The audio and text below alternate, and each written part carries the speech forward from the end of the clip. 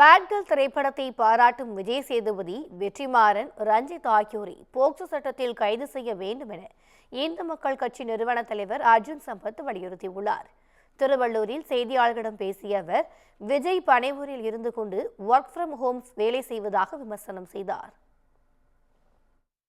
Cinema பட தயாரிப்பு, சினிமால நடிக்கிறது, ஷெட்டு போட்டு ஒரு பெரிய, ஏன்னா அவர் ஒரு நடிகர், அவர் அப்படிதான் இருக்கிறாரு. அவர் இன்னும் நேரடியா அரசியலுக்கு வரல, புரியுதுங்களா? அவர் ஒர்க் ஃப்ரம் ஹோம்னு சொல்லுவாங்க இல்லையா, வீட்டுல இருந்துகிட்டே வேலை செய்யறது. அது மாதிரி அவர் பனையூர்ல கட்சி அலுவலகத்தில் இருந்துகிட்டே அவர் இந்த கட்சியை நடத்தணும்னு நினைக்கிறாரு. அது எடுபடாது. அப்புறம் இன்னொன்னு, இப்ப ஆதவ் அர்ஜுனா அவங்க எல்லாம் சேர்ந்திருக்காங்க. அவங்க நோக்கம் என்னன்னா, இவங்களுக்கு பின்னாடி எல்லாமே கிறிஸ்தவ மிஷினரி இருக்குங்க. எப்படியாவது தமிழ்நாட்டுல ஒரு கிறிஸ்தவனை முதலமைச்சர் ஆக்கிடணும் அப்படிங்கிறதுக்காகத்தான் இப்ப இந்த வேலையெல்லாம் நடந்துட்டு இருக்கு.